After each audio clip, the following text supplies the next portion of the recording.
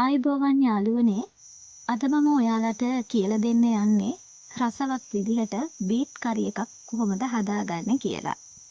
ඉතින් මේ තියෙන්නේ කුඩාවට කපාගත්ත බීට්රූට්. ඉතින් ඔයාලත් බීට්රූට් ටික හොඳට පිරිසිදු කරගෙන මෙන්න මේ ආකාරයට කපාගෙන හැලියකට දාගන්න. ඊට පස්සේ මිරිස් කලලක් කපාගෙන ඒකත් දාගෙන ඊට පස්සේ කරපිංචා රම්පේ සහ ලුණු මේ විදිහට දාගෙන හොඳට මික්ස් කරගන්න ඕන. ඊට පස්සේ අපි ඒකට මිරිස් කුඩු, තුණුපහ කුඩු, කහ කුඩු, ලුණු සහ උළුහල් ස්වල්පයක් දාගන්නවා.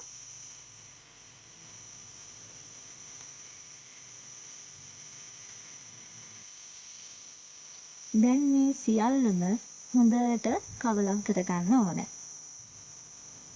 මේ ආකාරයට හොඳට කවලම් කරලා අපි දියකිරි සහ මිටිකිරි වෙන් කර තියාගෙන ඉස්සෙල්ලාම අපි මේකට දියකිරි ස්වල්පයක් දාගන්න ඕන. බීට්රූට් හොඳට තැම්බෙන්න. ගොඩාක් දාගන්න එපා. මෙන්න මේ ප්‍රමාණය තැම්බෙන ප්‍රමාණයට පමණක් සුදුසු ලෙස මේ විදිහට දාගන්න ඕන.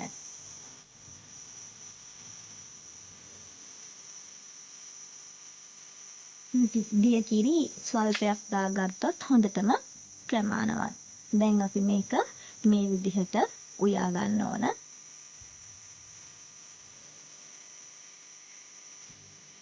දියකිරි දාලා උයා ගනිද්දී අපි හැලිය වහ ගන්න ඕන. වහලා තමයි පියනකින් වහලා උයා ගන්න ඕන. හොඳට තැම්බෙන්න ඕන නිසා අපි මේක වහ ගන්නවා. දැන් මේ විදිහට මිනිත්තු කිහිපයක් උයා ගන්න ඕන. මිනිත්තු 6-7ක් වගේ. මෙන්න ඒ මිනිත්තු 6-7කට පස්සේ මේ තියෙන්නේ දියකිරි ටික තාම හිඳිලා නැහැ. ඒ නිසා තවත් මිනිත්තු 2ක් විතර අපි උයා ගනිමු.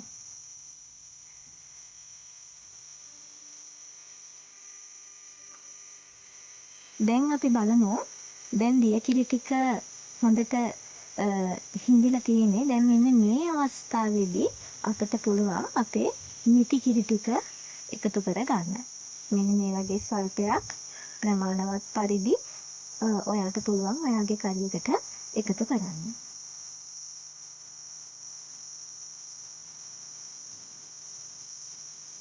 මිටිකිරි දැම්මට පස්සේ පියන වහන්නේ නැහැ. දැන් මද ගින්නේ මේක අපි තවත් මිනිත්තු කිහිපයක් උයා ගන්න ඕන.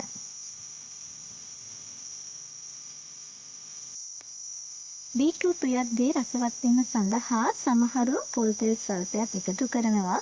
මම නම් මේ අවස්ථාවේ පොල් තෙල් එකතු කරන්නේ නැහැ. මේ පොල් හොඳට පැහිලා තියෙන නිසා එහෙම අවශ්‍යතාවයක් දැනෙන්නේ නැහැ. කිසිදු රසයේ වෙනසක් අඩුවක් වෙන්නේ නැහැ.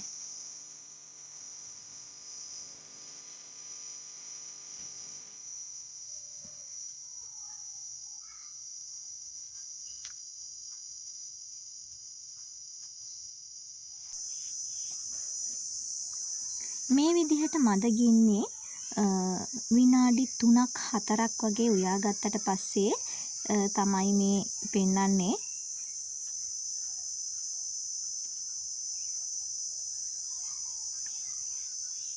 දැන් මෙන්න මේ අවස්ථාවේකට මිනිත්තු 5ක් විතර අපි උයාගෙන තියෙන මේ අවස්ථාවේ වතුර මිටිකිරි අඩු වෙලා තියෙනවා. උකු ගතියක් වගේ පෙනෙනවා. මේ අවස්ථාවේදී ඔයාට කැමති නම් ලිපෙන් බා ගන්න පුළුවන්.